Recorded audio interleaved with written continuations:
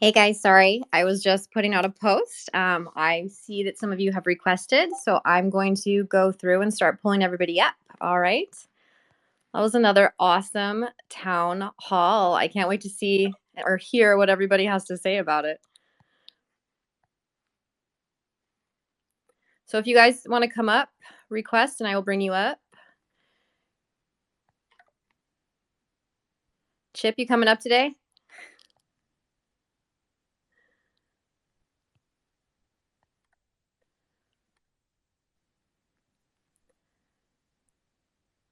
Hello, hello, hello, Ronan. Hello, Dreaming Dragon. Yeah, how's Hi, it going? Ash. How you guys go? How you guys doing? I haven't talked to you. Feels like for a little bit. A little bit. Because you crashed last time. You can't crash this time. I know. I Yeah, know. you can't crash this time. Come on, you can't crash your own party. Fingers crossed that I don't get rugged today. Hold on. The I'm gonna Twitter make. Spaces rug. Oh, that was terrible, Ashiki. I couldn't get back in. I was frozen out. Last time was fun, many tech issues. But it's alright, we had fun. Fingers crossed. So let's see. I brought Santi. I invited you as my co-host, and I'll probably put somebody else as a co-host just in case something like that happens again, because that would be terrible. Indeed.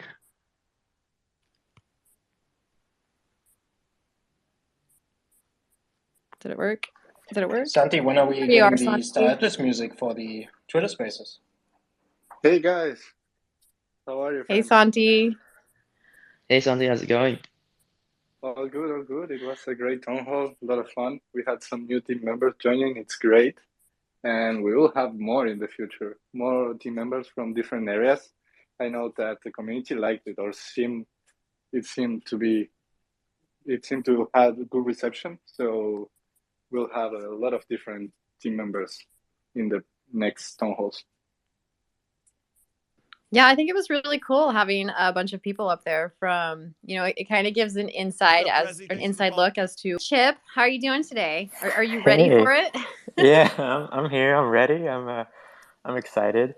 So yeah, no, I was super happy to see the other team members hopping on there and kind of having a debut and introducing themselves. And yeah, it looked like in our internal Discord we're gonna get some new ones coming in these future town halls. So yeah, that was really cool.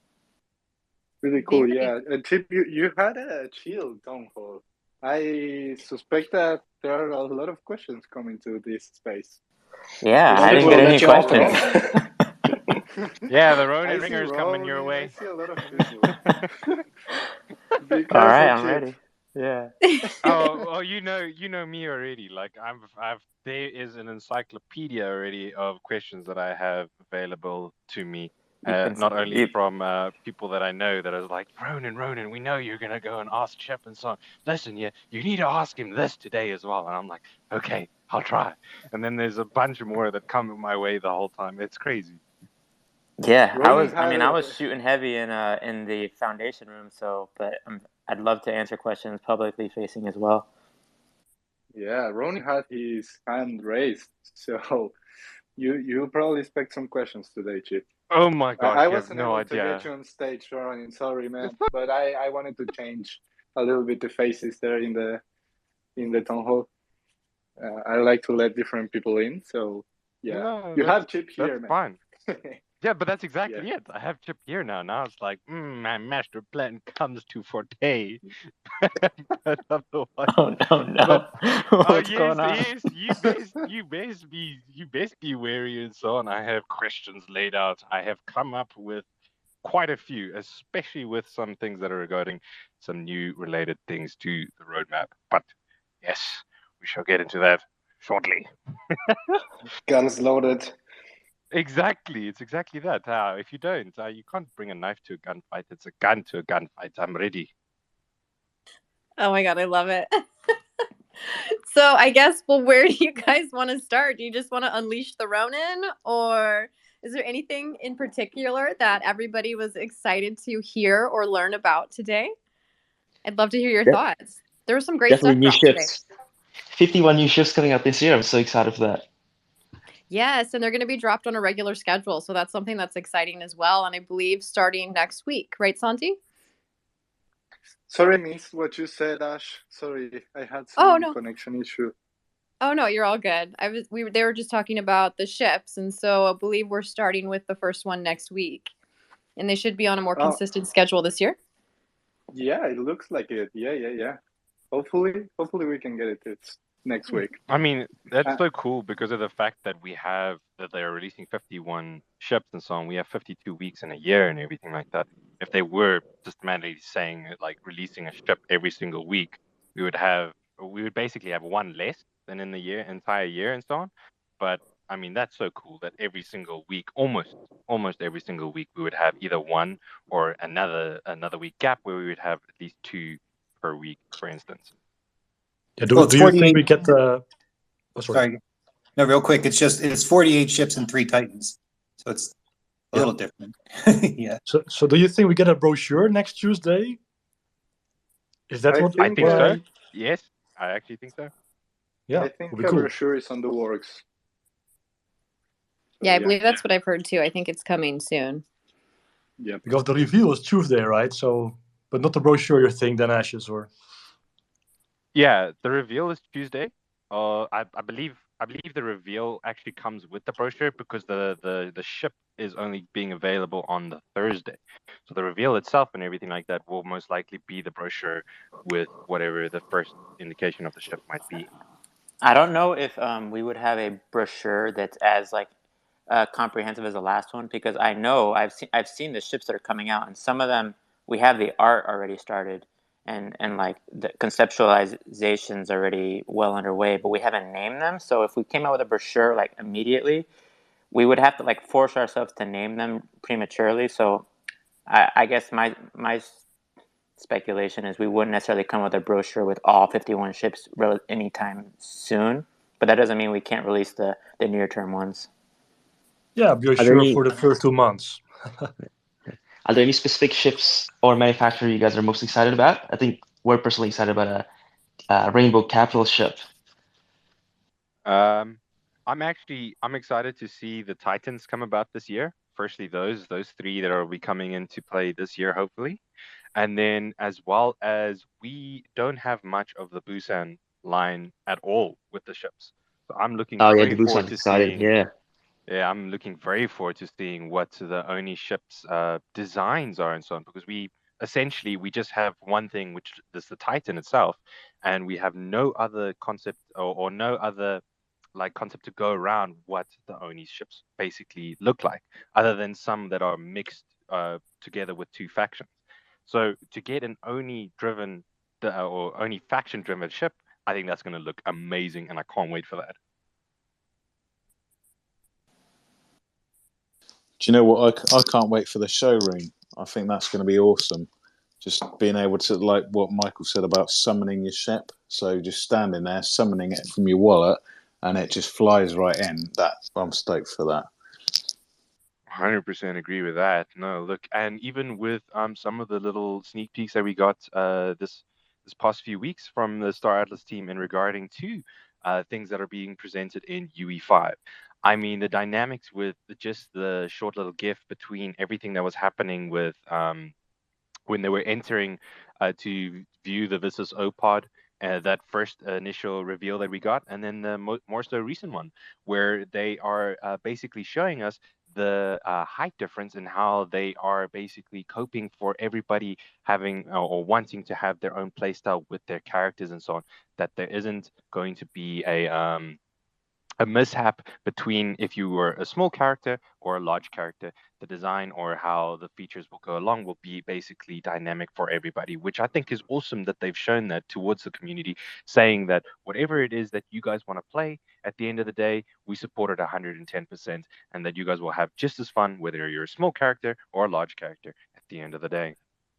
Yeah, that's a good point. I mean, I can just imagine if they didn't do that and you were that little Punab person, and you know they've done the grates a little bit too wide on the drainage, you don't want to be falling down a drain. I will say about the different character sizes, I've seen a lot of chatter, a lot of discussions, and thought going into making sure that interior ship interactions make sense across different character sizes, because you can imagine a console associated with one character size might not make sense for another. So I'll just preemptively say, well, if people are thinking about it, like we're putting a lot of thought into how we make that work. That Yeah, actually that's sounds so cool. That's it. That's a really interesting, Chipto, because I saw like quite a funny picture on Twitter, and someone had put some of those, like there was obviously some pedals for a very small person in a car, and they'd put that as sort of a little meme thing, and it did make me think. Now, what if you were, let's say, in Uster, and you wanted to fly a Punab ship?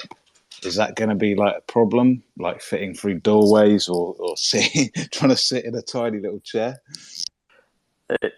I honestly don't know the answer to how they're going to solve those problems. I just know that there's been a lot of chatter and focus on making sure we design interiors to avoid things like that. So that's a good point, because I think there are some ships that are like designed by or designed for or by the Punab. So yeah, that's all I know. But I mean, like, if you take that, like the whole relative to size kind of thing, and you take that with like other video games or other lores, for instance, let's take like elves and dwarves, for instance. Dwarves made these massive monstrosities of machines, and it doesn't matter that their size were so small or anything like that. They still made these monstrous machines that were able to do and power over like land, or even where they were in mountainsides, for instance, and so on. And they made these massive structures and massive excavations that they did and so on. So size is just a term at the end of the day when it comes to these things, with how they create their own things. I'm pretty sure the ship sizes themselves and everything like that will still be relative to basically, in a sense, like a normal person and everything like that. Just how the consoles and the interior and so on is adjusted towards what the size of the character is at the end of the day. Because Yeah, I mean, it's like that's so cool.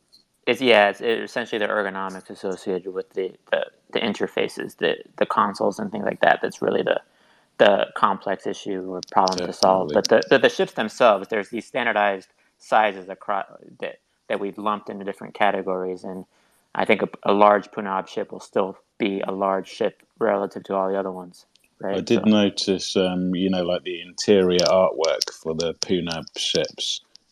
They do look really sort of big and open and extravagant, don't they? So I would imagine, even if you're twice the size of a Punab, you're still going to be able to walk through it, aren't you? Because they just look massive inside. Hey, Ronan, you had mentioned that there was going to be 3 Titan ships. I'm assuming that's going to be Boosin, Visas, and Pierce? Yeah, basically one for each faction. Nice. So I guess we've only seen like conceptual art for the Boosin so far? Correct. We've only seen conceptual art for the Boosin currently, and we still need to see for the Visas as well, and so on. That needs to still come into play. That's the one I'm excited for, and I know I'm a little biased because the Alessio family primarily Ooster, but Visas, I don't know. It just sentient AI Titan ship sounds incredible. I'm pretty sure, based off the GAO brochure, that it is Pierce, Ecos, and what was the last one? Oh, and the Busan one. Yeah. So I don't think it's we have the Visas one. So coming. they're not even Oh no! It sounds like you're going to be waiting a little longer, Don. I'll have to look. We'll just make it ourselves. How about that? We'll make the Mafia. There you go. I'm super excited about the Ecos one, given how cool the tree arrow looks. Yeah, I agree with that. I'm looking forward to that one as well. I think it's going to be incredible. That tree arrow is a total work of art. I can't wait to see like what the next one looks like. Speaking of the tree arrow, guys, we're gonna release our next lore drop sometime next week about our new tree arrow. That sounds amazing. Ooh, that's exciting. I can't wait to see that. I love the lore. You guys have been putting out a lot of lore lately too over at Equinox. Yeah, thanks. We're actually speaking with Aaron from Atlas Theory sometime this week to be on a podcast to talk about lore. So that'll be exciting. Awesome. That will be exciting. Well, I can't wait to check that out and then share it with everybody else as well. That'll be really cool. Oh, and just on top of that, guys, we've just opened up our headquarters in the Portals Metaverse to the public. So maybe one of these days we can have our tour discussions on the Metaverse in our headquarters. That would be so cool. Actually take it to the next level and actually be in the Metaverse doing one of our Twitter spaces. I love that idea. Do you have the post with your portals? If you have that, Yeah. you can go ahead and pin it at the top so everybody in the audience can see exactly what it is that you're talking about, because it's really cool how you guys put that together. Your Metaverse, oh gosh, my mind just went blank. Headquarters. Headquarters. Yes, thank you. Yeah, sure. I'll post that up Sorry. on here. Just give me a second to find it. Awesome. Thank you. So let's see who we have up here. We also have Egonaut. How are you doing today, friend? Doing great, thank you. Awesome. How are you? I'm good. I want to say that I really enjoyed attending the space races that you guys had last weekend. Was it last weekend? Yeah. Yeah, sorry. I feel like my time in, your time in crypto, it seems like, a day is really a week.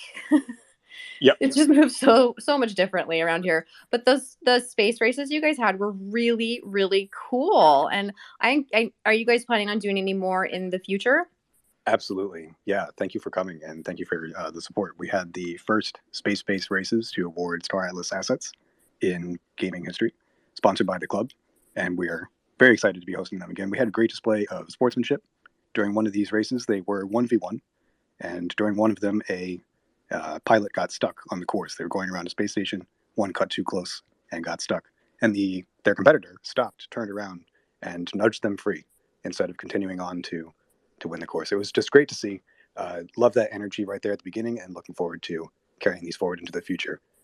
Looking at a timeline of the next 6 to 8 weeks. Awesome. Yeah, can I add something real quick? We're also going to try to turn it from races into leagues if we can. So we'll have space race leagues if anybody wants to join.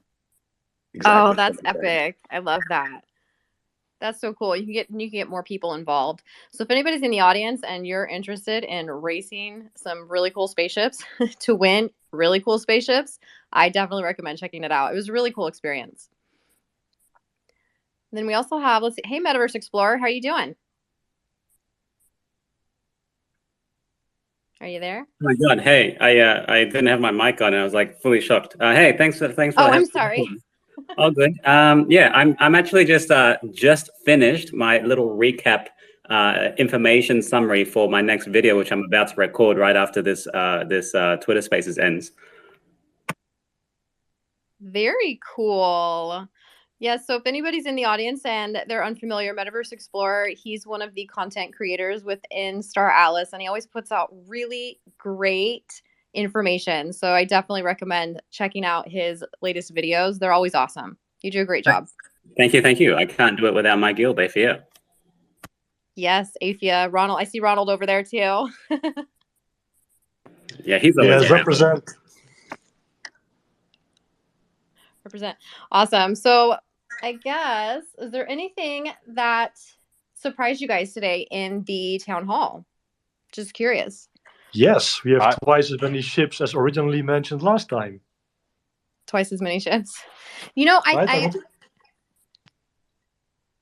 not entirely sure the number, but I think it was something like 25 mentioned by Michael last time, and now it's doubled. So that was surprising, but in a good way, I guess. I was a bit worried we might have some oversaturation with too many ships going about, but if they all have different purposes and different play styles, then like not a lot of volume for them, then it might be good. I mean, the big thing that has happened now and so on is that the total supply that's come into the market right now is completely chewed up by the community.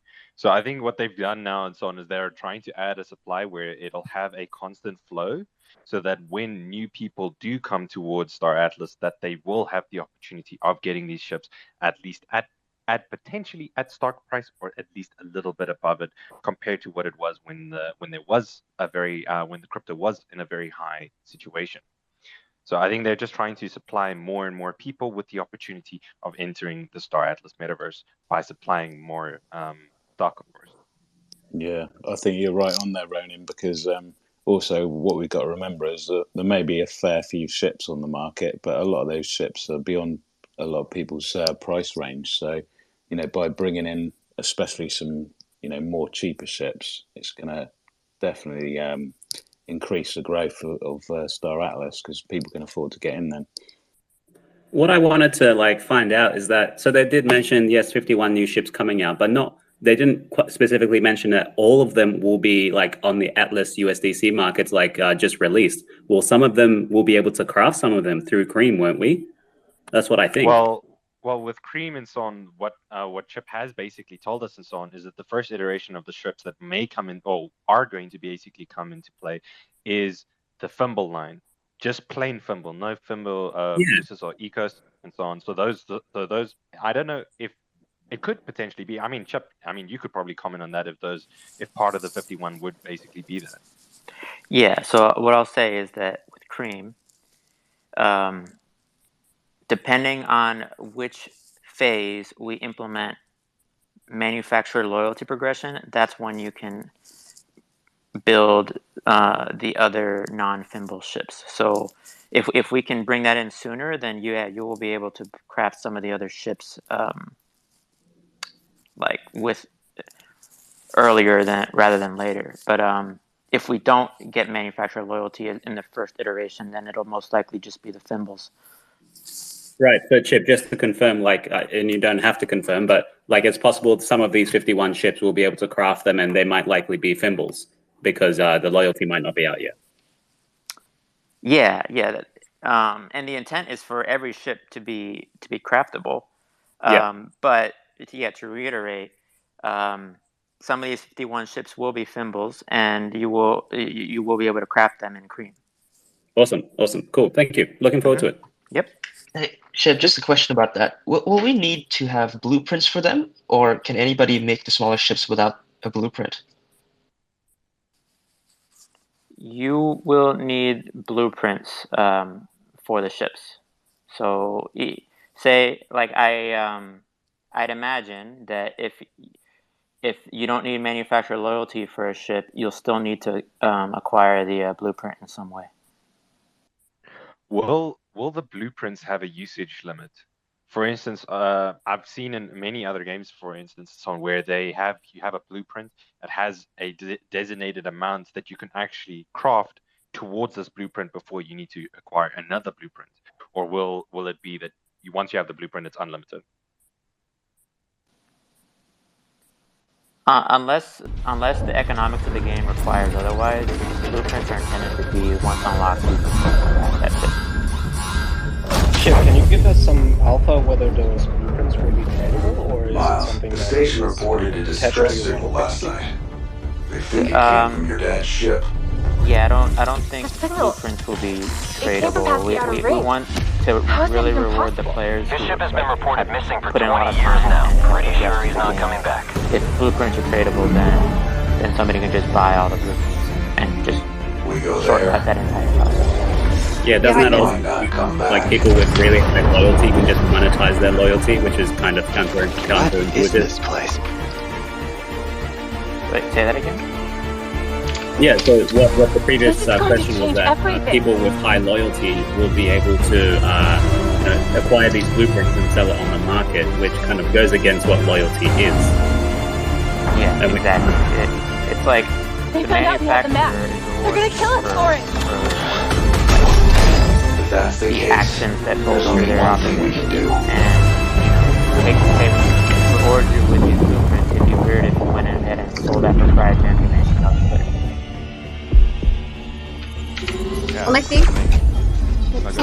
I was just saying. I think, and last time we kind of discussed that blueprints you won't be able to trade or sell your blueprints, but you will be able to work with somebody else in a partnership. Like, say you have a blueprint and they have a ship manufacturing rig, and you can work together with each other, right? Yeah, like the vision we have is that the larger ships will require some sort of team play, guild play. I don't know if that means collectively pulling together to get a blueprint yet. I don't know how I feel about players pulling their loyalty points together. But that doesn't mean that we're definitely going to incentivize that certain players specialize in certain parts of the supply chain for crafting the ships. So collectively across a group, you might have all the skills you need to craft the ships. Perhaps you can use the system that's also used in the civilization games, right? In the end game, when you're building your Mars project, and you actually have to build several parts. And if you have a blueprint for each part, then that means that people have to really come together to make, let's say, 6 parts and then merge them together into one ship or something like that. Yeah, that's exactly the concept we're going for. Cool. And just a question on that. Will multi-faction ships require multi-faction cooperation? Like if you accumulate the loyalty required for a blueprint in a dual faction manufacturer, you can craft that ship. I don't think that would necessarily imply that you would need multiple factions to work together. It just means that certain factions have an advantage as far as getting all the blueprints associated with that manufacturer. Right. Yeah, by being a major in the dual faction, you can acquire loyalty faster, and by being a minor, it takes longer in order to acquire that blueprint. Yeah, I wanna correct that. So Danny and I talked after we released the fact document, and we decided on an update where major and minor means you can access all the blueprints. Minor means you can access some of the blueprints, and then a faction pass means you unlock whatever that faction has access to. But loyalty across the factions is relatively like the same. At least the rate at which you're accumulating. Like doing a mission, the same mission in one faction versus the other shouldn't be more or less loyalty. It just means that if you're in the minor faction, you're going to get capped at some point, and you won't have access to some of the other blueprints that the major faction has. Does that make sense? Yeah, no, that makes perfect sense. I actually had a question for you in regards to one of the things that was on the roadmap that was updated last week, but they actually just went and updated the roadmap right now and took that section away, because they had their by ship exploration missions, they had and land discovery. And obviously you being involved in Cream and everything like that, that was inside there. So I was going to ask you over there, but if they've moved that off of the roadmap, does that mean that aspect that was technically spoken about very lightly in the tunnel, will that not be an aspect that comes in this year and everything like that? Or will that still be an aspect that comes in within this year? I'm not aware of who's back there updating things right now. I guess whatever was spoken in the town hall is what we're going to stick to, and no further comments on that. Damn, have to get some more now. Yeah, Michael Wagner's been training me, man. Oh yeah, no, I can see that. That's for sure, and so on. Because like when I was in the interview with him, some of the questions were also very difficult and so on. But I mean, he answered them to the best of his capability. But I mean, with you in the beginning and so on, was easy. Now I have to get like the most technical aspects so that you think around the question, and then don't that you just answered underlining, basically releasing that alpha. Now I have to find some more ways, but I'll get it. I mean, the Rona Ringer is here for a reason. No, I believe you will. So I do have a full panel up here, and I see a few of you guys down there. I see you, Amon and David, and I will get you guys up here, I promise. I'm gonna have to rotate some people out, so just give me a few minutes. And yeah, you can put me down the bottom if you want, Ash. I can be quiet for a little while. I'm going to head on to another Twitter Spaces here pretty soon, so I'll hop down. Okay, cool. Well, thank you so much for coming and representing Atlasio today, guys. It's always a joy having you both here. Thank you. I have a question for Chip now again. Now that I'm thinking about this now again. Go running. Go running. Yes, exactly. Nice, Lancy. Thank you. I'll have to make sure to buy you a bottle of wine. Oh yeah. Only the Atlas wine, exactly. though, right? Oh yes, no. The finest choice that Sir Swagner has made sure that will be available on his tree arrow for 100,000 Atlas. That's the only one we can make sure to get for Santi. Otherwise, nothing more, or nothing less. So we heard about a little bit more in the town hall of that score tier 1 can be coming a little bit more sooner than maybe what or could be a aspect that could be coming a little bit more sooner. But and then as well, he also commented on a score like tier 2, for instance, coming about and everything like that. Now, with score tier 1 being the fact that we will have more so of a interaction with our ship, with the factions during the missions basis and so on, what would you say the vision of a score tier 2 would basically bring in? So I'll just take a step back and kind of give some context. So the cream with like ship missions and land operations and mining and ship crafting, there's so many interdependencies across these gameplay loops that we're taking some time. We've been taking some time these past few weeks and identifying what our priorities are, and that's causing different scope across these projects to shift around. And we're exploring.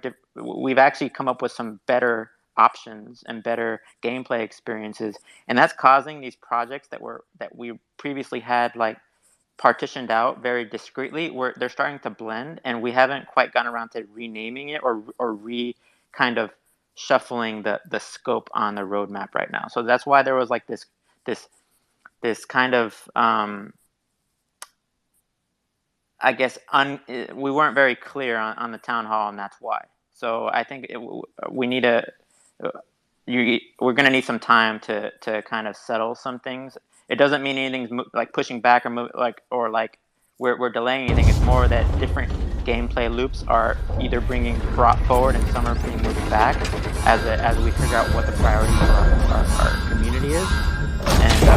And that's all I can say about that. So, Miles, just the station reported a distress signal last night. What you're saying.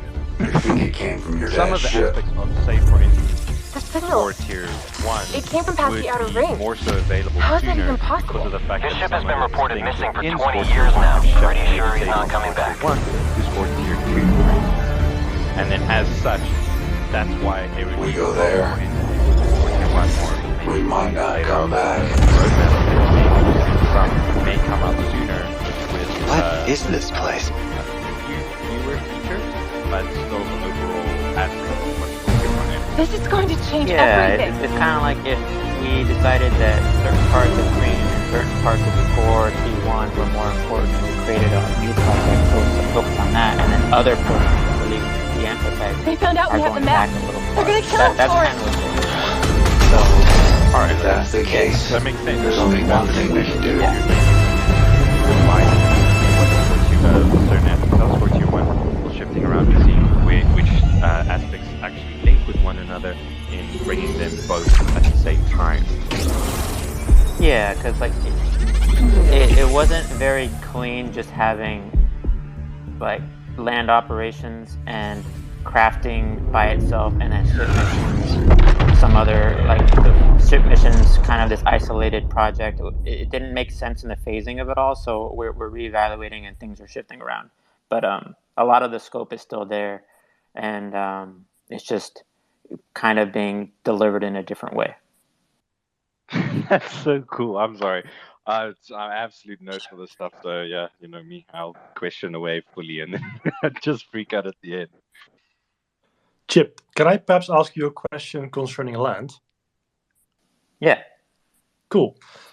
So the way I understand it, with Cream V0, we get to buy land claims, and we will have some sort of interface that is showing us a bunch of planets that have different resource compositions, and we'll be able to stake those claims on those planets. I kind of envision some 2D grid with the planets listed out, and we can just send the claim stakes to the various planets. I am curious what is going to happen when the 3D Star Atlas is being released, and are those claim stakes then just being returned to your wallet, and that section of land gameplay comes to an end, and then you will get some new approach to claim land in the actual 3D galaxy on planets that will actually find us competing with others to get our claim stakes in there? Our intent is that the claim stakes and land that you acquire in our near-term deliveries will migrate towards the actual 3D environment long-term. So it's not like you do all this work in this minigame and then it doesn't translate over to what the full game is. Like, no, we actually want, since it's all on the blockchain regardless, we want those interactions to translate over and be real. So I think that answers. How is then determined which planet I own my land slots on, or later on with the 3D Atlas? Say that again. So I mean, if everybody with V0, right? We are just claiming slots on planets that are kinda nowhere, and everybody probably has the same list of planets, or perhaps more or less, perhaps some faction dependencies here and there. But when the 3D Star Atlas is being released, right, we have the whole safe zone, of course, and there will be a center with a space station, and then there will be solar systems spread all the way around that. So how would you then determine if I now have in V0 selected, let's say, 3 planets, and I put, let's say, 25 claim stakes divided over those 3 planets? How would you decide which planets I will then get where will I find my claim stakes back when the 3D Atlas is being released? Because I would like to make sure that I end up with other members of my DAC, clearly, and perhaps also in the neighborhood of allied DACs and stuff like that. So, I mean, I can imagine that you preserve the progress. Like, okay, you have here an operation, and you can move that whole operation. But I kind of do hope that I am able to select where I want to be in the 3D universe.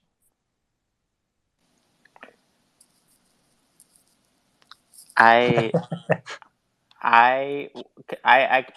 definitely don't want to spoil things, but I can say that we have answers to that question. We know how it's going to work. I just don't want to spoil things. I'd hate to spoil things this early, you know. All right. So can you then? I mean, not sure if you can then, but can you then, if you have answers, that means that we will be able to. Well, claim... it just means that it's coming. The answers are coming. We'll get them very soon. They've thought of this whole scenario before and so on, and they have a solution to it. They just don't want to let us know about it just yet, what the solution is, but there is a solution for that issue. Yeah, it would give away. We would show our hand if I told you the solution, but we have one. All right, fair enough. Thank you. Yep. Awesome. Hey, guys, go for it. Ashley, thank you as always having me up here, and thank you for doing these weekly tour spaces. I'm always looking forward to it. The Profits also super excited for every town hall, every meeting. We're actually talking about some crafting stuff here and there, expanding a bit more on it. And for myself specifically, I'm actually extremely interested in it. And I do have a clarifying question for Chip. And that is also Chip. Thank you so much for always being up here answering questions for the community. It's always really appreciated. Chip's been an absolute rock star. Sorry, not to interrupt you, but he really has. The past 3 spaces, you've been an absolute rock star, Chip. So. I appreciate it, guys. Yeah, no, this is just super fun, and I'm happy to be here. So, and so my clarifying question for you is: so going back to crafting, I'm totally in all for the rewarding the individual player for the efforts, everything like that. That's actually one of the reasons I really love about Star Atlas. And I know Mike Wagner has mentioned that many times. And my clarifying question in that respect is, so when it comes to crafting, and crafting, I guess, larger ships specifically, I don't know, Titans, whatever that may be, capital commander ships, from my understanding is that there will be at one point where you can collaboratively craft a ship, and obviously that will take a big amount of time. And also, you mentioned earlier that you don't want there to be a mechanic in the game where you can trade blueprints, which again I'm all for.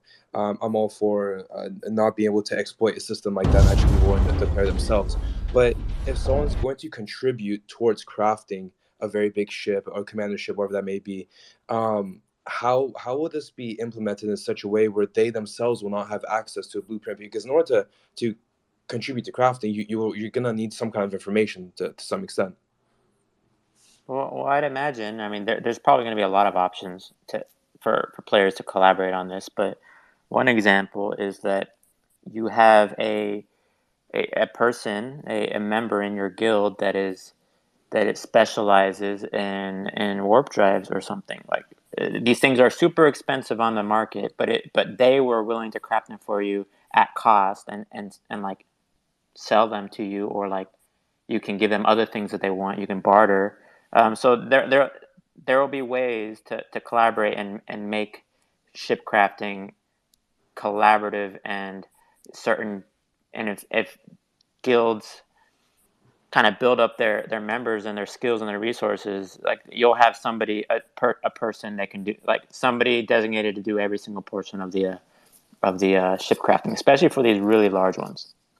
Got it. So you yourself, who wants to craft a big ship, will still be the only person crafting it, technically, in like in respect to the person crafting, or like the name of the person crafting the ship themselves. But someone else can, or other members can contribute by you requesting a certain part or something like that. But they won't actually be accessing like information on that blueprint themselves. Well, yeah, potentially. So the cool thing about the blockchain is you can have some transactions that are permissionless. So if you have a ship that's being crafted in the shipyard, somebody who has some of the necessary reagents can just like send the resources to that ongoing production without there having to be an exchange through different multiple hands. You know, I don't think it would be where somebody who owns the blueprint needs everybody to give them everything, and then they have this giant inventory and they walk on over to the shipyard and craft it themselves. I think they could start a job in there might be one person who has a space station. They're the one who hosts this high tier shipyard. Somebody else with a blueprint that initiates the job, and then everybody in the faction kind of collectively starts throwing the necessary components at the job, and together they build this ship, right? And maybe there will be a mechanism where there can be some sort of DAC component where there's like split ownership of this ship via some sort of tokenized resource. That's kind of beyond what I've been working on, but I think there will be ways to democratize the process as well as democratize the ownership of it. Got it. That actually makes a lot of sense. I really appreciate that breakdown. Yep. That was actually going to be my follow-up question is how will it contribute to other people profiting off of like helping out that ship? And like you mentioned, it's going to be sometime down the line. Obviously, this isn't going to be for a while, but I was just curious in that respect of how that was going to work. Yeah, these larger ships, I think there will have to be a way to split ownership of them. So yeah, something to think about, but that would be within our intended vision. Very cool. So I brought up, David, I think you dropped down. David, if you want to come back up, feel free to request and I'll bring you back on up. Major Easy. Did I say it right? You did, yeah. Awesome. All right. Yeah, awesome town hall. I was going to ask the question about the land stake thing, but someone else already asked that. Other thing I did want to ask about was there's not been any mention about the names. I don't know if Chip, if you can tell us what's happening. Is there any idea when that's coming? Because that was supposed to be kind of soon on the original roadmap. Honestly, I don't have visibility on that project. Okay. I don't know if anyone else, Santi or Ash, if you guys have heard about the status of that. What was the project? I didn't. The Metaverse, the name. The Metaverse names. Yeah. The Metaverse names. Oh that yeah, you can buy, that you would don't auction have for. access to that. Yeah, I don't know either. Sorry. Yeah, the Metaverse names was originally targeted for the 27th of January, but we could probably see them coming into fruition probably within February's time, along with the Polish DAO. So one of those two will, unless the Polish DAO, of course, gets pushed back a little bit with audits and so on that maybe get done on it, with the maybe some changes or something that like that may come about. So maybe say mid-February, maybe later side February. I would say personally, I would say. Okay, cool. All right, thank you. Very cool. So I also brought up Crypto Sonic. Now, Crypto Sonic, you've been putting out some pretty awesome content recently. I know we've all been enjoying it. How are you doing today?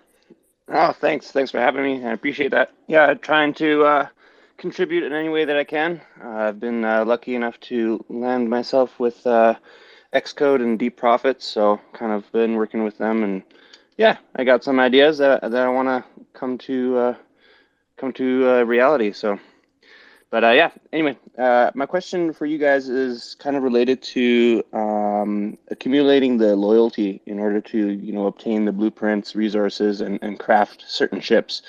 Do you anticipate that there's going to be limitations to how many factions you can align to in the future? Yes. Well, I would say yes, because off of some of the information that Chip has told us and so on, for instance, with some of the factions that you align with, some of the factions are in turmoil with one another. So, for instance, if you were to align with, like, say, for instance, Tufa, and now the Jorvik absolutely hate the Tufa, for instance, if that was along the line of the lore. Now, because you're aligned with the Tufa, the Jorvik don't like you as much. And now your standing with the Jorvik goes down, and then in those high risk zones and so on, who some of the factions that would be targeting you would be related towards, like, the Jorvik for instance. Now, as well, it also depends on which faction you co-align with, for instance, and so on, that you may also lose like a little bit of loyalty with your COP faction as well, because of the fact that you may be doing like a certain mission that requires you to do something that's harmful to the COP factions. That may like basically say that you lose a little bit of loyalty with that faction, resulting in that you have like a certain amount of like karma, I would say, for instance, where if you were in the zone, it doesn't necessarily restrict you from going back to the COP faction at all or anything like that. But in, say, for instance, medium zones, you may not have as much security as what you would from those COP factions now. Gotcha. Yeah, that's perfect. I didn't have to say anything. That's hilarious. If I said anything wrong, I mean, yeah. Chip, please do chip in over there. I guess I'll just add one small thing. So the COP factions, those you can get faction passes for. They're not going to be cheap, because that's like you're getting access to the resources or the companies and the other factions, and there's some benefits there. That's not game breaking. We're not going to make it so you can just exist across all three factions, ubiquitously. But you will gain access to the other factions via the passes. But then the banished factions, that's where the interesting interactions become or get implemented. That's medium risk zone and high risk zone gameplay. There's a lot of complexity there. It's not all fully spec'd out. So I've talked about things loosely because we really haven't been focusing on that aspect. We've been focusing really heavily lately on the security zone stuff because that's nearer term. But yeah, what Ronan said is loosely the intent on some of those interactions. There's going to be positive interactions and negative interactions between those factions. Perfect. Thanks, guys. Appreciate it. Thanks for hosting too. Absolutely. Thank you so much for joining us. Appreciate it, and appreciate all the content you've been putting out recently. It's been really cool. Awesome. Yeah, appreciate that. Thanks, guys. Mm-hmm. So I also brought up, Apalaboo. I see that you've changed it to the Star Atlas Janitor Union. I'm not Sonny, here. Are you part of that? I love it. Santi has to be part of that. Santi has the janitor role in the Star Atlas Discord. Santi, are you part Santi's of our that? janitor spy, right? I think Yeah, I I've am. decided my guild too. Yeah, this sounds like the one for me. Yeah, let's go there too. Are you here That's our recruiting guild. a Palabo? Is that why you came? No. Yes, actually I am. I am here recruiting, and I'm not here as Call Me Marvel or Apollo Bower. I'm here as the representative of the Star Atlas Janitors Union. Okay, you might be asking yourself, I why love do it. we need a janitors union? Let me break it down for you right now. Okay, we have DACs in this place. Okay, what does that mean? DACs have concentrated power. Okay, so there's exploitation possibilities right now. Okay, so what we're doing is we're not a guild, we're a union. We're here to support all janitors, no matter the faction, no matter the guild, and we have simple demands. We want fair wages, paid time off, okay, education reimbursement, and of course, upward mobility. Okay, we don't believe that a janitor should be restricted just because he's a janitor, and we're gonna fight for this. Okay, so I would like you, if you're thinking about being a janitor, to join the Star Atlas Janitors Union.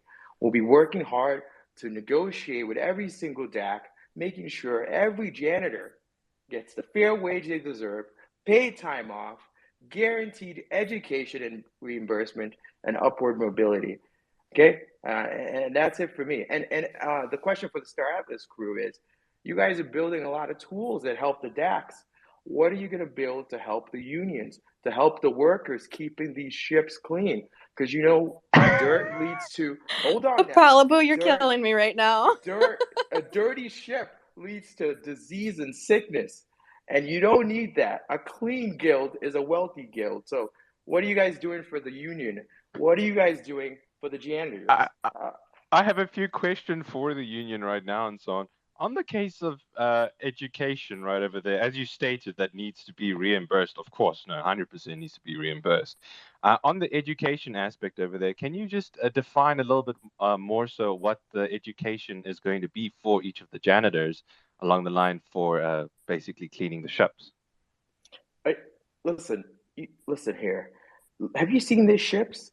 My janitors, okay? We were not designed. We didn't go to school for ship care, okay? We went to school to take care of houses and whatnot. And then this war came about. All of a sudden, we're being recruited to clean ships.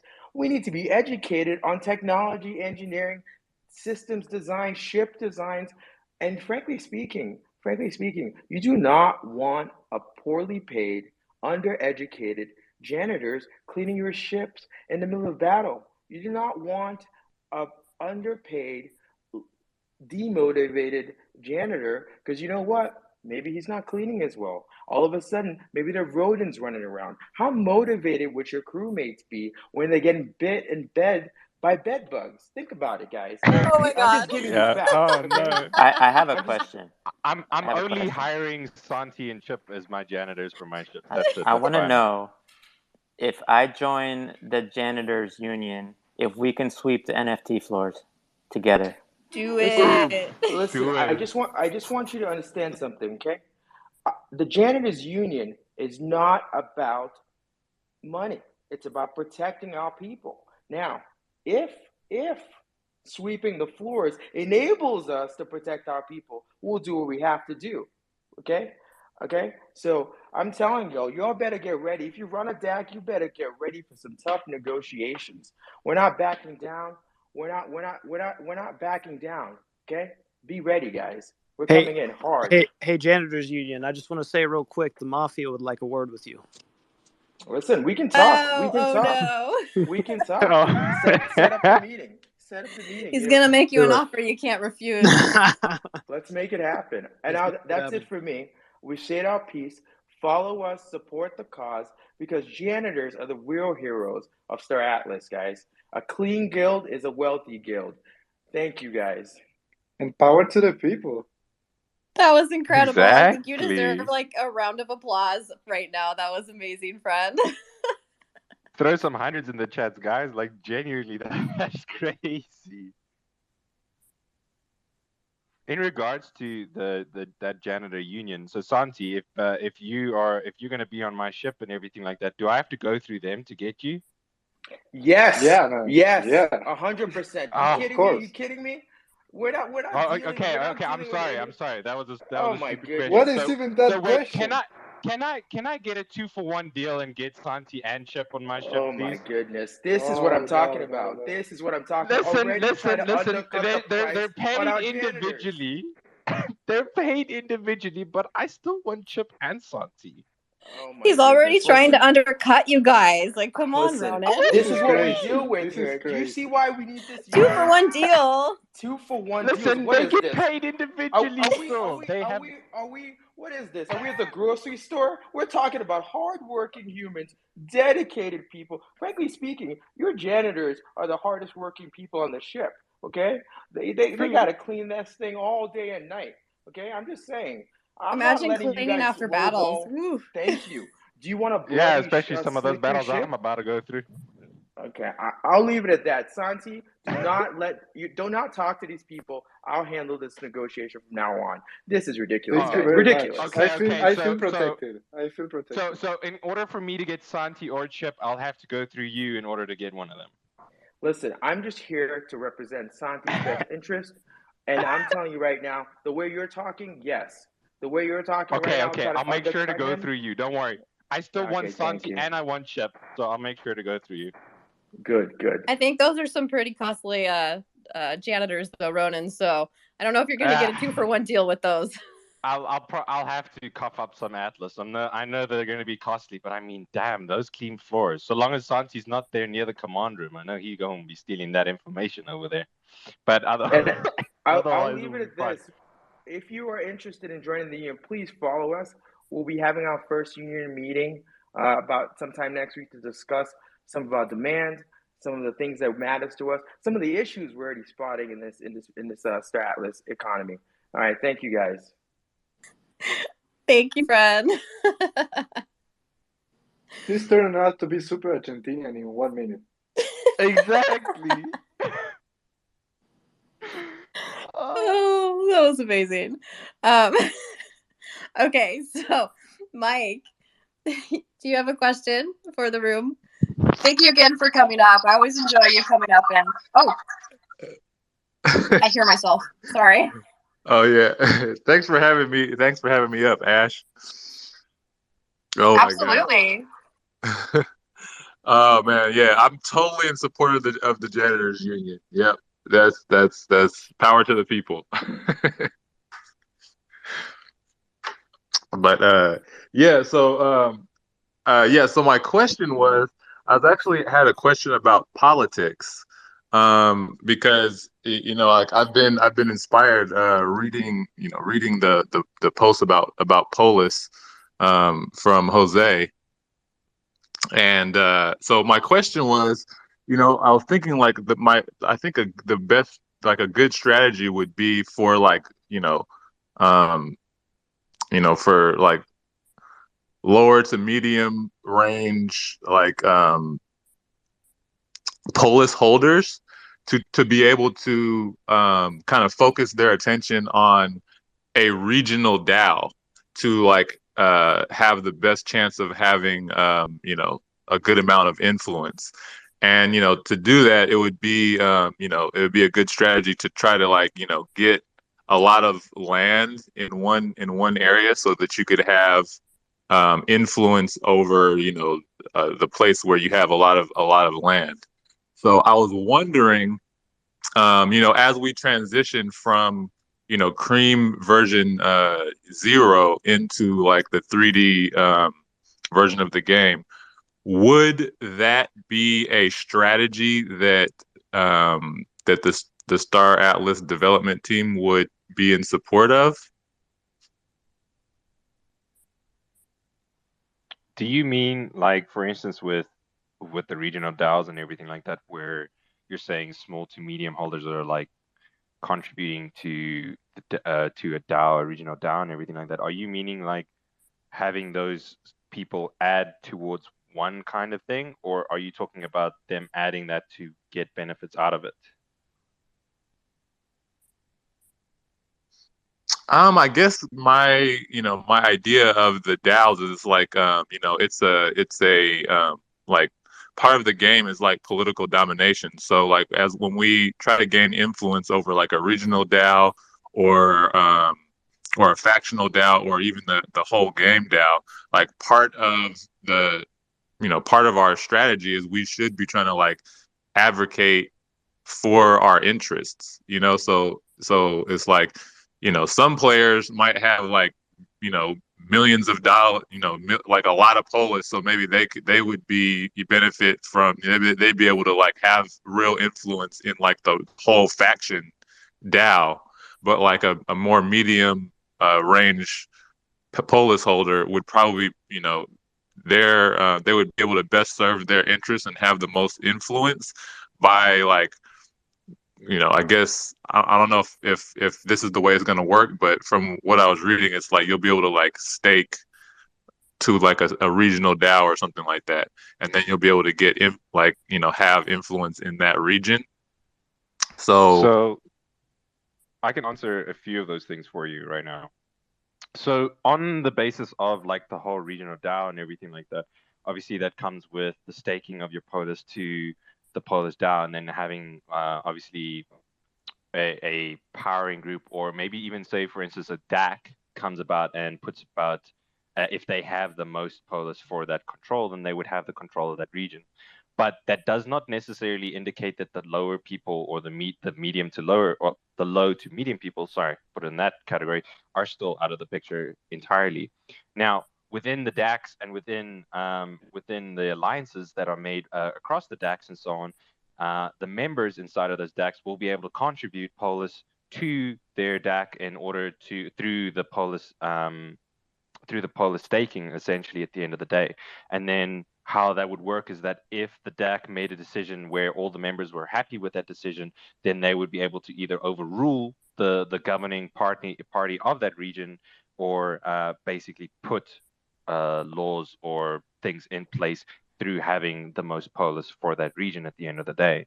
But this does imply that the low to medium people will have a use for their polis by contributing it to adding more votes for their DAC or for the alliance at the end of the day. Okay, I get what you're saying. So that makes sense. So I guess my question is still kind of the same in regards to, like, we would, a good strategy would be to have, your land holdings kind of in the area where your DAC has the most influence. So is that going to be like, is that going to be something that's supported? I have no idea. I don't know if Chip or Santi can answer that as much on that aspect. Yeah, so I haven't been defining the rule sets associated with regional DAOs or DACs or whatever. I do know that at some point you can have majority ownership of a planet or potentially even a star system, and I think that would supersede or be a heavy weighting as far as establishing the rule sets associated with that region. So I don't think if you own a star system, but then somebody comes into the regional DAO and just dumps all their polis into it, I don't think that would supersede your kind of weighting associated with defining rules, taxes, things like that in that region. Yeah, the regional DAO would basically just bring about maybe say an overview, but not completely diminish the status that you have within that region at the end of the day, because at the end of the day you've contributed most towards that star system, whether it's with a sphere, a Stargate, whatever it may be for the future, we don't know. That may increase the traveling distance and things like that, because from what we do understand, there will come about certain things that you will be able to build close to your space station, depending on what the size of the space station is at the time, that will basically either basically contribute to having a small fee if people use it and so on, or maybe say for your DAC that they wouldn't have to pay a fee at all, depending on what the rules of how the operation may work in that region or in that star system. Yeah, I think Michael once mentioned actually a few months back that if you are active with your duck in a star system, then it's quite impossible almost for somebody to just throw a bag of polis in the in the region DAO and take over ownership. Yeah, because your DAC is now fully active within that region. Yeah, indeed. It is activity versus polis, and I think he mentioned that it will be difficult for them to somehow get the biggest vote in the regional DAO. So that's good news. Yeah, and I'm pretty sure that they're putting things in place to prevent stuff like that from happening and so on. So they always work in our best interest. So at the end of the day, it's like cool ideas and so on and whatnot. Like if I wouldn't ever want an entity to come into my region and so on and take over my region or anything like that. But I'm pretty sure they're putting measures in place in order to prevent things like that from happening and chasing away a very large player base.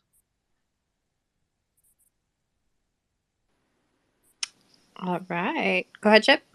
No, I was just gonna say all that aligns with our ethos, what we're thinking. Yeah, we want Polis. We want Polis to have utility in the game for governance and for and the different DAOs, but we don't want to make it a competition who has more Polis and your gameplay doesn't hold any weight. So, yeah, just reiterating that what you guys have said it aligns. All right, awesome. So we also had 2 guild leaders join us, Lumina from Coexist and then Lloyd from the club. How are you guys doing today? Hey Ash, we're doing good. How about you? Hey guys. Doing pretty good. Hey, I'm just gonna tune in tonight. Today is my wife's birthday, so I'm just gonna listen in. Yeah, and I'm trying to. Thank you. I'm trying to convince her to get a Star Atlas. I'm gonna buy a spaceship for her. That's the new. That's the perfect birthday present. Yeah. Just let her go on the website, on the marketplace, and let her pick which one she wants. Yeah, that's what we're gonna do tonight. So the only problem is if you get one for your wife, your daughter's gonna want another one. Now. Our entire assets are for our daughter anyway, so she's gonna have a lot of ships in the next 20 to 30 years. So is she destined to be a commander? Right, yeah, absolutely. She's born to be a commander. Honey, hold on. But before I go though, I would like to ask a real quick question. By the way, hey Santi, I know you wanted to give me a question, but it took a while. It's all right. I forgive you. Anyway, a Chip, this is for you. I don't know if you can answer it or not, but Ragnar said that, and he also mentioned it in the previous AMA.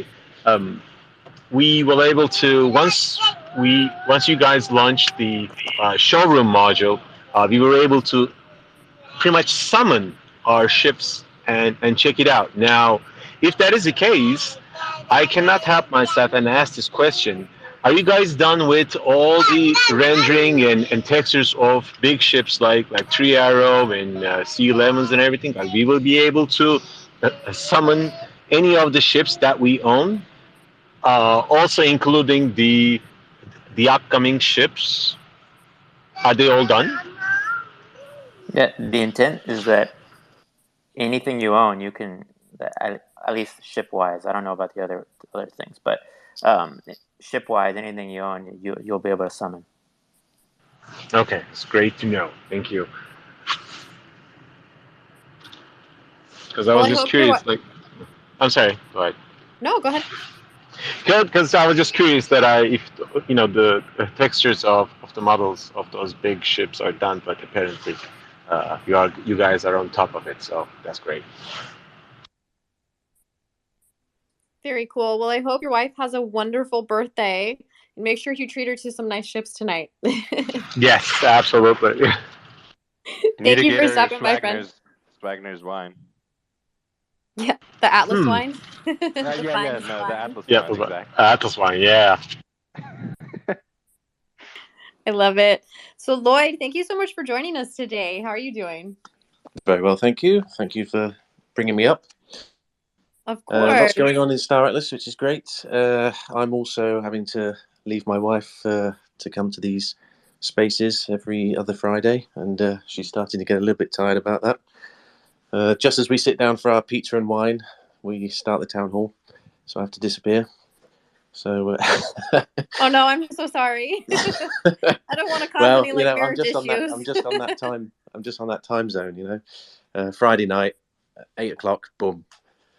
But I just wanted to go back to the Janitors Union.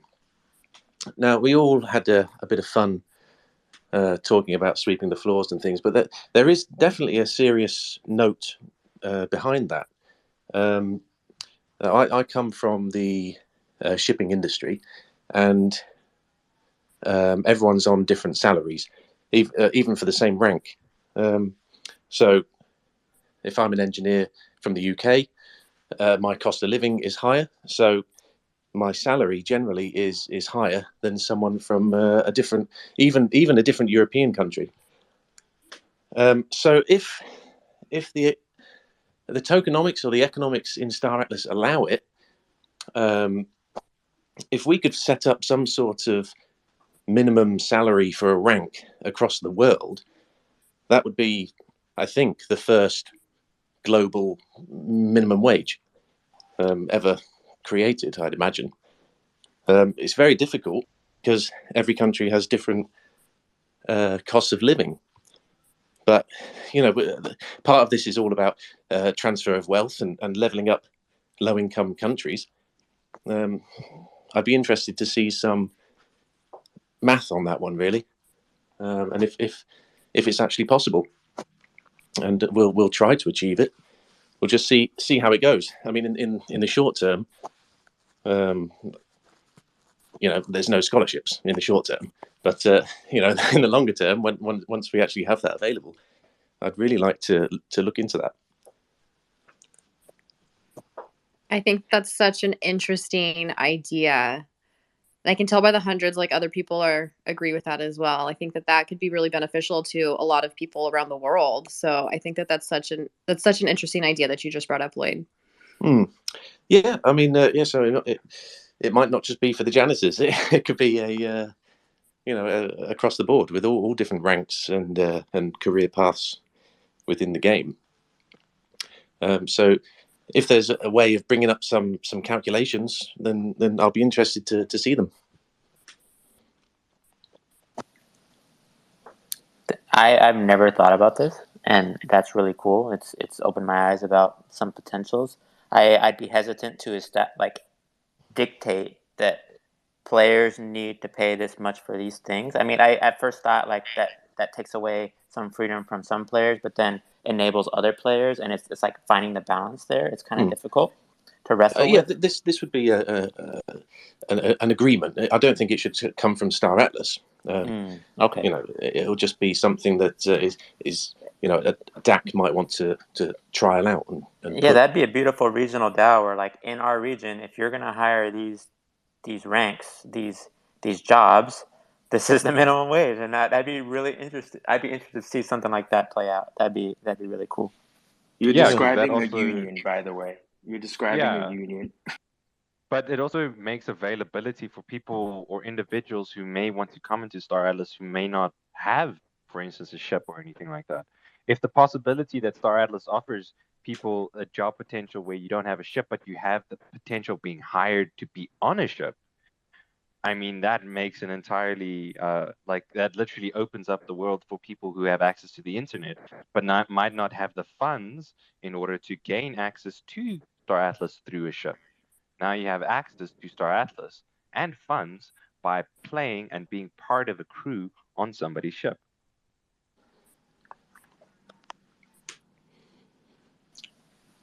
Yeah, I mean, we have also we've got like even if I'm in the UK, let's say, so you know, we've got, wow, it's such high salaries, wow, amazing. But actually, no, we've also got a lot of poverty. And a lot of people that can't afford a ship.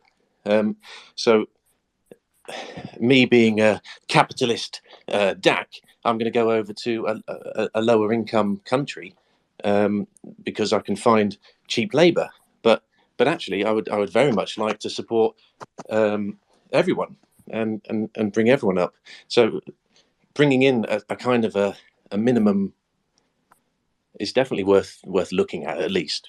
I'm not sure if it's going to be possible because even the shipping industry right now can't do it, but it's good to look at. Yeah, and You I just did. want to. Oh, go ahead. So I just wanted to explain. So yes, it started out as a joke. But I think it's the reason why I decided to do this is really because of this point. I believe that the metaverse does not have to replicate the real world. I've been saying this for a while now. I'm really annoyed that every single metaverse I see is people walking normally. Give me a bird, make me a burning bush. But that's beside the point. We could decide to change things. And when you look at a lot of play to earn games today, there is exploitation in some of these guilds, and it doesn't have to be that way. So I chose janitors because of all the roles, that seems like the one that everyone's like, who wants to be a janitor? And on top of that, a janitor has dignity. A janitor can have dignity, and a janitor can be respected and ultimately be treated as a valuable member of the crew or the team or the company. And that's why, really, honestly, it may sound like a joke, but I promise you, the concept of a janitor's union in Star Atlas that says, hey, we believe that everybody in this role deserves to have a certain wage, deserves to be treated as a valued member of the crew, is an important thing. And because just to be clear here, we're replicating the real world, but we don't have to we don't have to play it out the same way. And we have to be conscious and intentional that if we just let things happen, we'll replicate some of the ill wills in the real world where we exploit people. Anyway, I'll just leave it at that. That's why I'm passionate about this, and it's also fun. But I'm also passionate about what it can do. So, like pulling on this whole thread, a lot of this centers around being able to lower the barrier to entry for our gameplay and being able to, I guess, make some sort of economic return. And doing so, it's like it's easy to just lower the barrier to entry, but what that does is that invites exploitation and botting and all sorts of nefarious activity. So I think this conversation has kind of made me think that maybe there's a way to put the onus on the community. It's like if you're going to hire a scholar and you're going to pay them a certain wage, why don't maybe ensure that you go out, you get on a voice chat with them and make sure they're not a bot. We can try all the bot detection software we want, but at the end of the day, humans are going to be the best ones that can figure out on a case-by-case basis who's a bot, who's not. So I think that I'm just thinking about this, and I think scholarships is a great model for lowering the barrier to entry, but then it would be on the community to make sure the people they're hiring are actual players and not bots. So just my 2 cents. Well, and we're going to have to hire people, right? I mean, some of us with large fleets or large ships, it's going to be hard to get people in each of those positions. But if you get bonuses for people in each of those positions, we're going to have to pay people to be there when we need them and to scout when we need them and show up. It's hard enough getting 40 people. It was hard enough getting 40 people to show up for WoW. And we're going to need how many people if we have multiple C-11s flying around in each of those ships? It's crazy. Yeah, so I don't know if there's a misconception.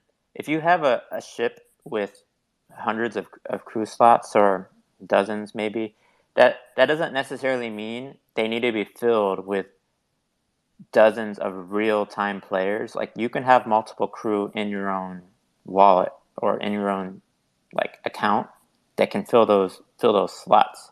Now, that doesn't mean that having actual players in those slots isn't beneficial, because there's going to be buffs or there's going to be incentive to have real people in those slots. But that doesn't mean if you can't find real people to fill those slots, but you have enough crew to fill those slots, you're not going to be locked out of gameplay. Does that make sense? Yeah, that makes sense. I was just saying, like, I would prefer humans in those slots when possible. But yeah, that makes total sense, and that's great for everyone.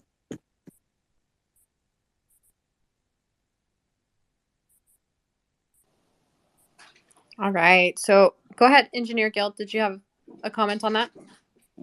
Hello, everyone. How nice to see you again this year. Just came back to vacation, and you see how amazing this community is. We are growing so fast and so many things going on, and we are just discovering another thing now. The minimum wage and all these things is very nice conversation too. And I want to give congratulations for Ash, for everyone, yeah, for the new job, and Santi, all the job you done, and it's crispy. Man, so nice to have a real Asian guy working on the team. And I have a couple questions like how we evolve these engine parts, how you are thinking about like the fuel, if we can change the fuel to get more power, how can we level up like the speed and all these little things. If you are already on that, if you have some comments on that. Yeah, no, I appreciate the question. So ships have components and modules, and those will be upgradable. Those will be like swapping out parts on a car. Like you start out with like a stock configuration, and then you can do aftermarket, or you can do your own custom modifications and level it up. So your ship will, if you choose to do so, can increase in power, range, whatever you decide to focus on. And so I imagine there's going to be these tiny Pierce X4s that are completely maxed and kitted out in like legendary components and modules. So yeah, and then the fuel question, I intend to have different grades of fuel.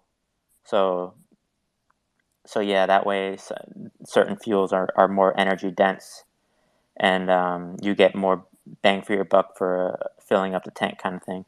But yeah, I hope that answers your question. Yes. And I don't know if you have some like idea how gonna play the level up of the careers compare with like how you gonna can upgrade your ships or things like that. And if you have some thought about like the level of the careers, how will this will play out? Yeah,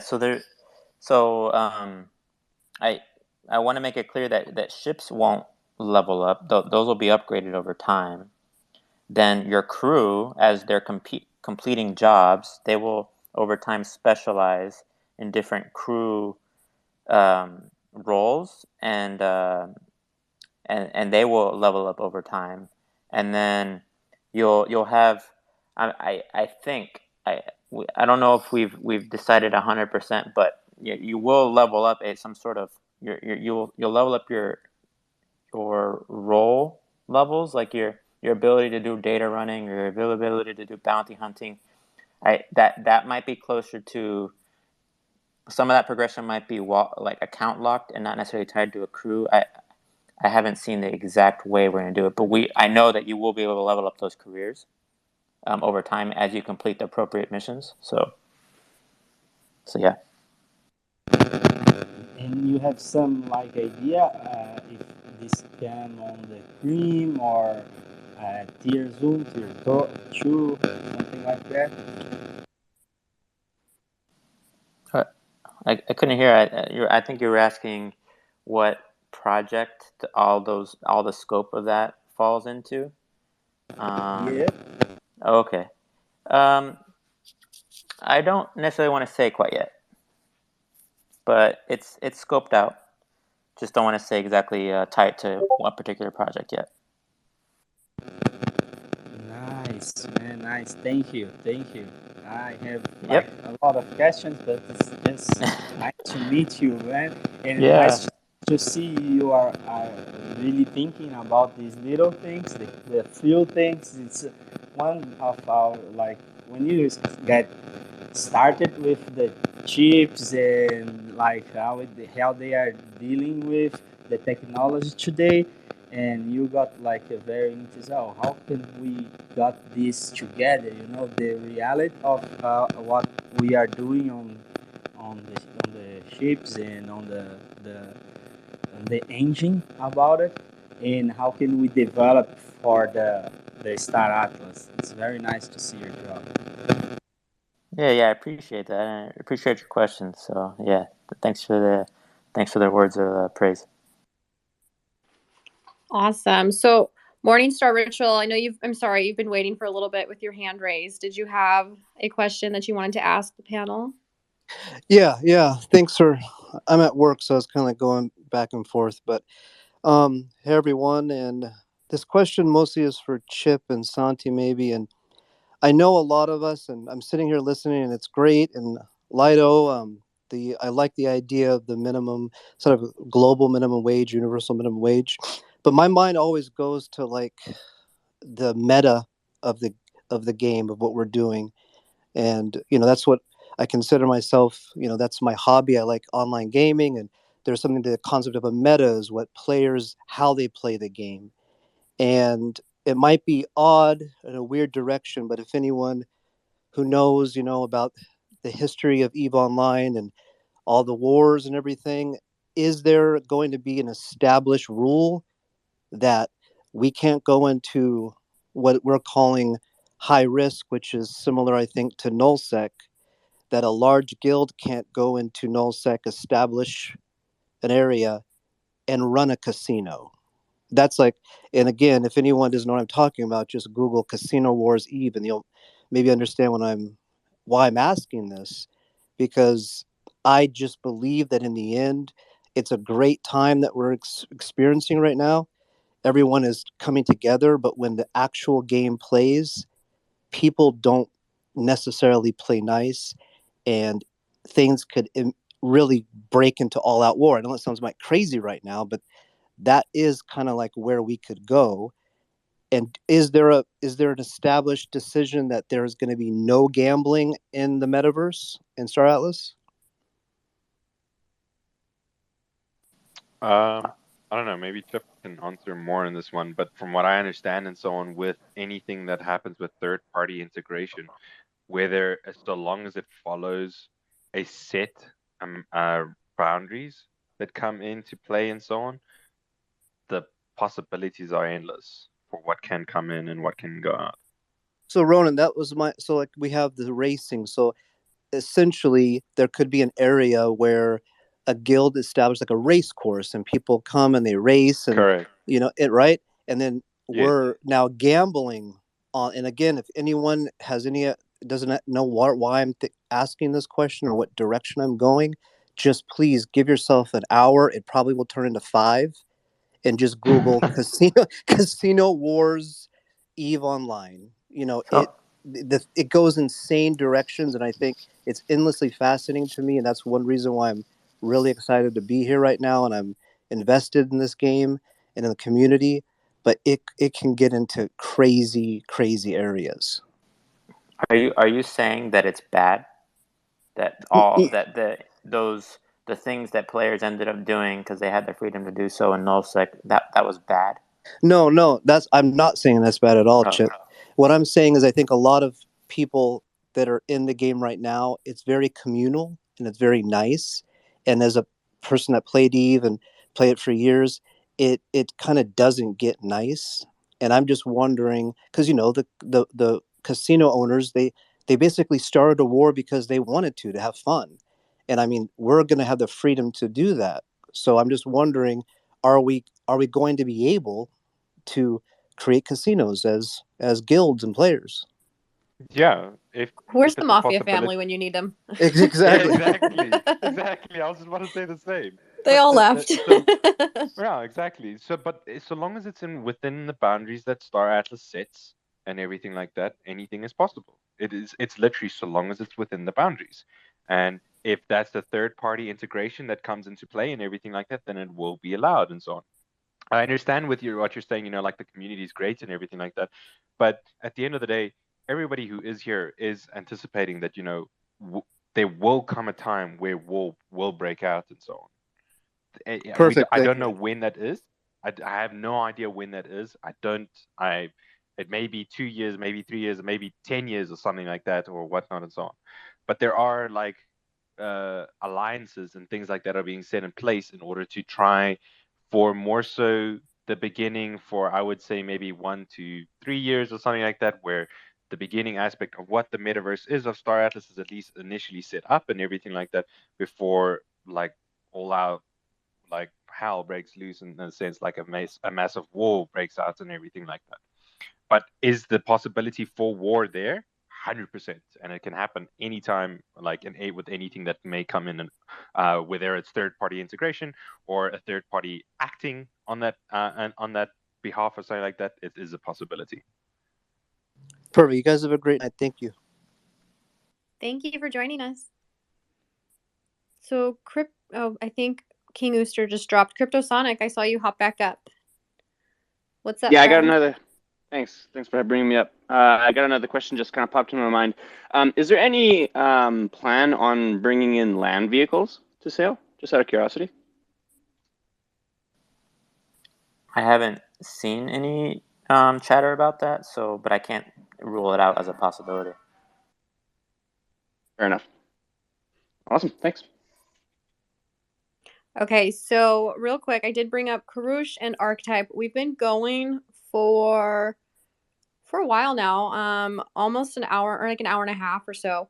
I just want to make sure everybody's doing good up here. Chip, are you handling everything okay today? Yeah, no, I'm doing great. Thanks for asking. I think though I do want to pop off here at the top of the hour, so maybe if there's any questions for me, maybe 1 or 2 left. Okay, yeah, absolutely. Completely understand. Thank you so much for joining us today again and fielding all the questions. So, yeah, of course. Karush, what's up, buddy? Yeah, hey again, everyone. How you doing, people? Thanks again, Ash. So I just have another question that Michael mentioned about SDK module that lets everyone design their own NFT and import it to the Star Atlas Metaverse. I want to know if it's a possibility through that SDK that, for example, if I want to bring my avatar from Sandbox into Metaverse, is it like some sort of bridge between different blockchains? Is it possible? So I know that we are leaning into the concept of user-generated content. So things like that should be possible. We might have to moderate some of the content associated with bringing things in. Like there's going to be certain types of things that we don't want running around in the metaverse, or at least in our areas. So, but yeah, that type of thing, creating your own avatar, creating any type of user-generated content, we're trying to enable things like that. So basically, there is a guideline regarding the avatars going around in the metaverse. For example, I cannot bring Snoop Dogg in the club, yeah? Like dancing with everyone. Yeah, there might be IP restrictions and like graphic content, things like that we wouldn't necessarily want to enable. Yeah, that makes sense to keep the integrity of the game and team. Yeah, thank you so much. Yep, of course. And let's see, Ooster King has been dropping. Are you back with us, Ooster King? Ooster King, DK? Yeah, sorry, it keeps falling off my phone. That's okay, no worries. Yeah, hey. It's all good. I understand Twitter Spaces gets a little wonky every now and then. Yeah, it's so stupid. Yeah, well, hey guys. Hope you're all okay. Thank you for letting me ask some questions. My first question here is about structures. I was just wondering, you talked something about shipyards. Is that a structure that's upcoming for building the ships, or are they made on space stations, or where are they made? A shipyard would be where ships are constructed, and that would be on a space station. Okay, thank you. And also, the structures, would they be modifiable, upgradable with modules or something? Yeah, the intent is just about anything is upgradable or modifiable. So yeah, shipyards would be upgradable. Okay, thank you. That's all. Yeah, great. Yep. All right, very cool. And then Archetype. Hey everyone. Hello. What I wanted to talk about wasn't specifically for Chip. So if you want to squeeze another question in for him, I can sit back and wait if you wanted to. I mean, if you want to, I mean, does anybody else on the panel have another question for Chip, or is Chip off the hot seat? I think the Ronin Ringer's down for now, so Chip can go. What? Where am I? No. Let me go. No, listen here. It's in a sense, I'm letting him go. Okay, Ronin Ringer's always here, but I'm letting him go. I win this round. For now, because Wagner has taught you a couple of things, so I have to think up of a different way of asking the question, so that tricks you into saying the answer. So, you're showing your hand right now. Listen, you will. It'll come your way. Don't worry, it's coming for you.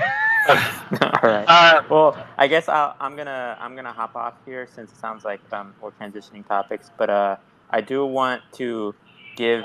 I think some of the team listens to this, and I guess I want to publicly say that yeah, I'm up here answering a lot of questions, and I'm kind of in the limelight. But it wouldn't be possible without the team at large. Like there's a lot of members that are passionate, working behind the scenes and making all this possible. Like I'm not the everyone knows, but I just want to reiterate, I'm not the only one working on this, and I want to give them a shout out. So yeah, we're super excited about what we're building, and this year looks really exciting. And I want to thank the community of being up here and answering all your questions. And yeah, hope everybody has a good rest of your Friday night and weekend, and I'll catch you on the next one. Absolutely. You're the man, Chip. Awesome, thanks, Chip. Yep. And if anybody else from the team ever wants to join us, Chip, they're more than welcome to. I know there's so many of you working, pouring your heart and soul into this project. And if anybody wants to join us and just chat with the community, they are more than welcome to. Yeah, I'll let them know. I think as we get more of the team on town halls, they'll naturally migrate over here, and you'll see some fresh new faces. So, but yeah, thanks for extending the invite, and yeah, thanks for having me, and I'll catch you guys on the next one. Absolutely. Just make sure that they're prepared for the Ronin Ringer. So. Oh yeah, no. Yeah, everybody who's enough. on the team and so on has to prepare for that.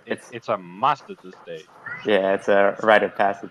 Thank you, Chip. It is exactly All right. that. Thank All right, you, guys, Chip. take Have care. a wonderful Bye. weekend. You too. Yeah, have a great Bye. weekend. Bye-bye. I have to jump as well, friends. I have a call in 1 minute. Yeah, So- absolutely. I think we're going to be closing pretty soon too, Santi. So. Santi, before you go, do you mind if I ask you a question, just a quick one? Yeah, sure. I was going to ask this to Chip, but today during the town hall, Michael mentioned the planet star system, that it is, and he said it is functional. Now, I was kind of confused because was he referring to that sort of a top-down view of the entire galaxy, or is it like a separate thing that is related to the coordinate system? He said like a star galaxy system. I don't really have that answer, my man. I'm Okay, sorry, that's fine. I don't That's all good. I should have asked this to Chip. That's all right. Thanks, though. Yeah, probably better. Yeah. So yeah, I have to jump. See you, friends. It All was right. super fun. I think we had a great town hall. We'll keep inviting more team members so you get to know them. And yeah, thank you for setting up this, Ash. Super fun as always. And see you guys. Awesome. Well, thank See you you, so much Santi. for Thanks. coming, Santi. Bye-bye. Have a wonderful weekend. Bye, bro. Later, Santi. All right, so archetype, go for it. Hey, so I heard you guys talking earlier about like the global wage, like minimum wage, and entry level for people in developing countries. So just wanted to discuss that because for those who don't know, my background is I spent quite a number of years in Southeast Asia, doing a lot of volunteering, helping a lot of NGOs and setting up a lot of sort of like non-profit homes, helping youth, educating, all that sort of thing. And that's a real passion of mine. And I'm back in Australia at the moment due to COVID and all those restrictions with travel. But I am looking to get back over to Cambodia, where I was living before, and just to continue that work. And I see Star Atlas being a tool for helping educate financially, and also using it as a tool to provide income for people there. And so, yeah, it really gave me an idea to use this and to start to brainstorm what I could set up when I go back over there. So what I started with was just a dedicated wallet where I'm weekly just donating to it, stacking Atlas and ships as well. And it's, for me, it's sort of like a charity wallet. And I hope that the assets that are in that wallet will be able to be donated in the future. But for now, for this year, I'm just accumulating. So just compounding. Every time I have enough to buy more ships, I will, and hopefully have a decent amount in there that can be donated, but also not deplete the wallet, that it can continue to grow, onboard new people. And so, yeah, I was just putting out a call to anyone in the community.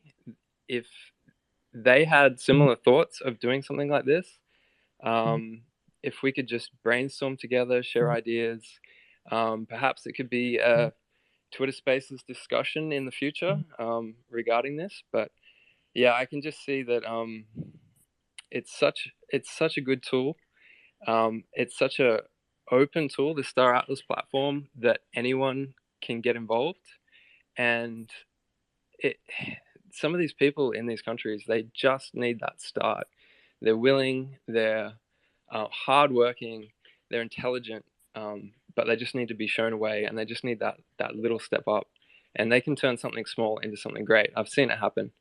So yeah, just putting a call out to anyone in the community who has similar thoughts, who have a similar passion, or have thought of something along those lines. I'm by no means have the answer to all these things, but it would be great to just chat with someone who can brainstorm, who can throw out ideas, throw out the pros and cons for a concept like this, and just to move it forward, because I think it's something bigger than myself. I think it's something that it could be something really big in the Star Atlas community. I just want to throw it out there that I'm raising my hand for this. This is 100% like where my head is at, and so I'd love to connect with you. I think we can connect through my main Twitter account, but again, the union, this is why the union will exist, because I think there's an opportunity to redefine the way that we think about different types of jobs and what does it mean to be part of an economy if you're the lowest level person in it. Anyway, I just love where your head is at. Yeah, hey, archetype. Yeah, man, I'm from Brazil, and here I already started to go around, seek for some like little people, like 16, the younger ones, and to try to build something.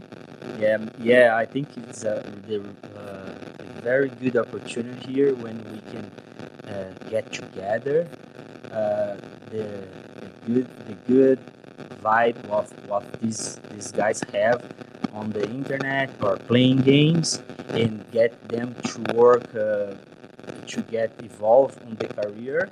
That's why I asked Chip about the careers, because I think so much I can grow up a guy like that to be an engineer, to get a feeling of what it's to be an engineer, and maybe chose like to be I want to be an engineer, I want to be a scientist, or I want to be a commercial, or and grow on that. I think it's the real good part of the project. Just my thought too.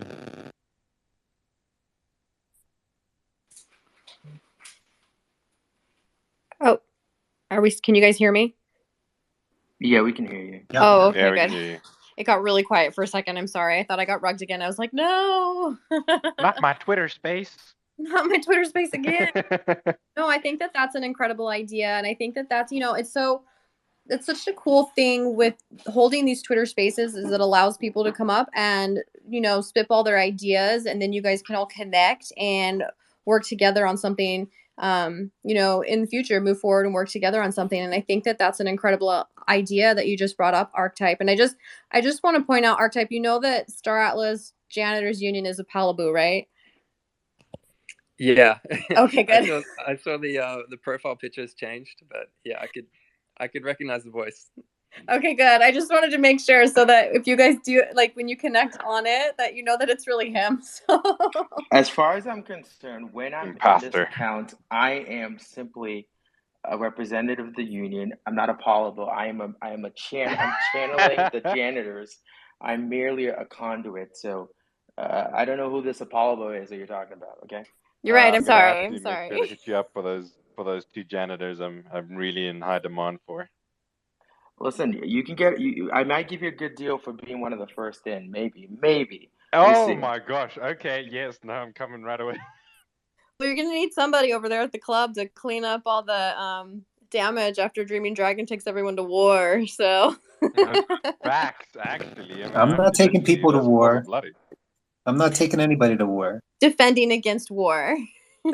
They're forcing my hand at best, right? I'm just playing with you, friend. But so, unless, is there anything else that anybody wanted to bring up or talk about?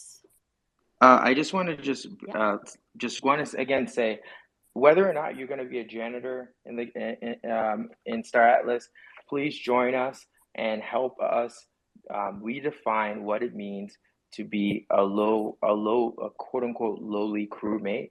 I believe that we can really change the way we think about how teams, companies, or groups are formed, how we treat our lowest quote unquote teammates, and we treat people with dignity and respect, and change the way we think about these things. So again, today we're fighting for janitors. Tomorrow we're fighting for all of us. Okay, so please follow and participate in the conversation, because I think it's interesting to ask, like, what happens if we all decided that in this metaverse, in this world, we're gonna have a different way of going about things. We're gonna set minimum wage is really just another way of saying giving people dignity and respect. So yeah, that's all. Hey, I want to talk. It's like I watched the video. The guy was piloting this. That is so crazy, man. I was like, what? Somebody's piloting this ship, the vessels. So, can we ask for this guy was pilot? I don't know which ship it was. I can't. We can't hear you. Yeah, I think you're on the dark side of the moon. Yeah, Engineer Guild, we can't hear you. Yeah, it's the dark side of that mic. Do you want to try one more time? It sounds like a mic cord. Now it's better. Like the mic cord is out. I can hear you better. Yeah, a little bit. Was. I was telling about the guy pilot the ship. I thought it was so amazing. See, somebody was piloting that ship. It was so amazing for me. So can we bring this guy up in the next one? Can you talk with the crew down there and ask him to come here and talk about the experience he had? You know, for Oh, me are you was talking about whoever was controlling the ship in the first teaser they dropped? yeah. Gotcha. I don't know, but that's something that we could look into, I guess, to maybe learn a little bit more about that side of the development. Definitely. We could I can throw it out there. Yeah, thank you. I will be around to again, asking my crazy questions. Thank you. Absolutely. Well, so if there's no more further questions, I just want to say thank you, everybody, for joining us again for another epic Star Atlas Town Hall after party. And I know that there will be the town hall will be posted shortly. I'm sure some of the guilds already have. I believe the club has already have it posted, but I'm sure a few more will have it posted. Rome probably has it posted as well. I'll be doing a recap later this evening. But thank you so much, everybody, for coming. I really appreciate all of you guys being here and joining in on the conversation and sharing your perspectives and opinions. And it's always great to chat with everybody. And until next week, I hope you all have a wonderful weekend. Awesome. Sounds good. See you guys again next week. Same to you, Ash.